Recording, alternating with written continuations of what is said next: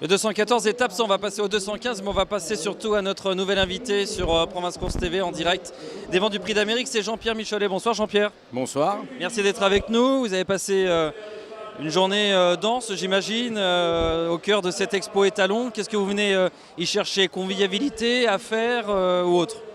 Faire non, convivialité, parce que c'est l'occasion de retrouver tous les copains des courses, les passionnés qui habitent dans tous les coins de la France. Donc là, c'est l'occasion de se retrouver pour 2-3 jours jusqu'au Prix d'Amérique.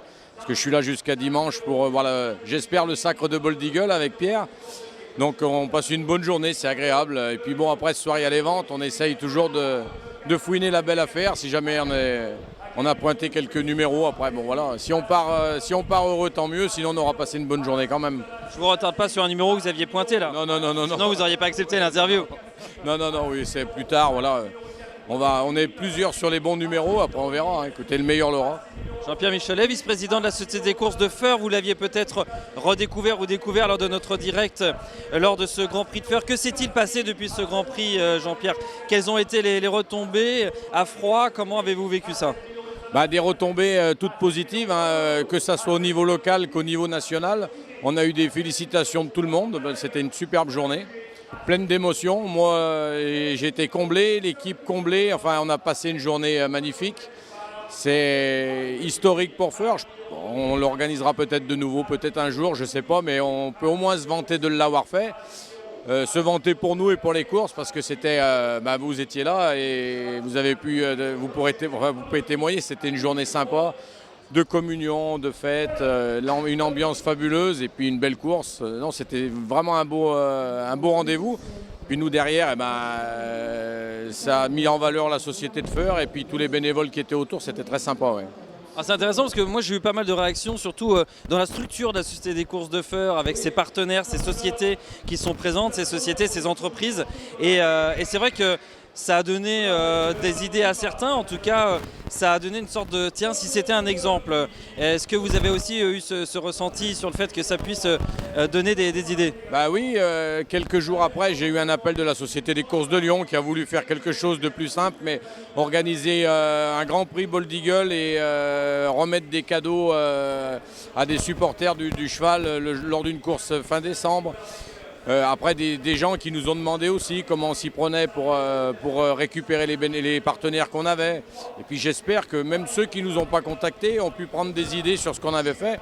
L'objectif, c'est que demain, le Grand Prix du 113 qui était à Feurs soit peut-être le Grand Prix du Sud-Ouest ou le Grand Prix du Sud-Est dans la même configuration que Feurs et que les autres régions puissent organiser la même fête qu'on a faite.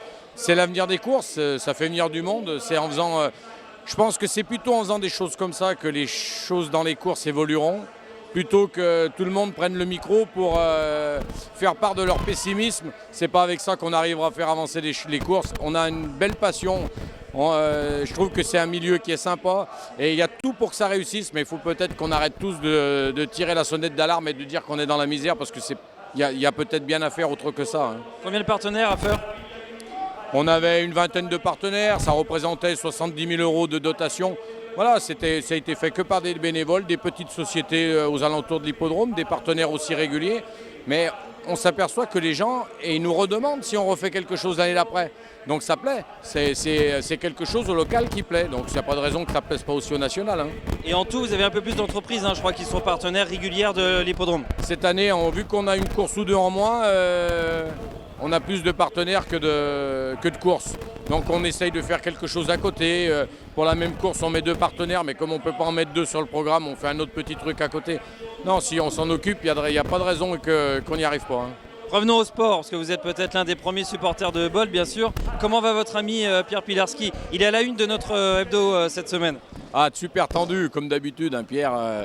Il a du mal, j'essaye de lui expliquer que quand tu as pu déjà gagner 2 prix d'Amérique, une fois deuxième et que tu as encore un partant pour le coup d'après, ça peut qu'être de la pression positive. Lui, il n'arrive pas, ça se comprend peut-être. Je parle peut-être plus facilement parce que c'est pas mon cheval.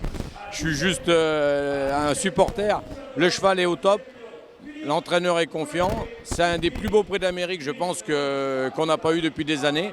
Celui qui est capable de dire le vainqueur aujourd'hui, il est très fort parce que Bold, il peut gagner comme être 4e. La jument de Jean-Michel, j'ai l'impression qu'elle est au top aussi. Il va aller au combat, le cheval. On sait qu'il ne va pas nous décevoir. Après, que le meilleur gagne. J'espère que ce sera lui, ouais, mais ça devrait être bien. Ouais. Merci Jean-Pierre Michelet. Bonne vente et bonne soirée. Merci. À très bientôt. Merci. Merci.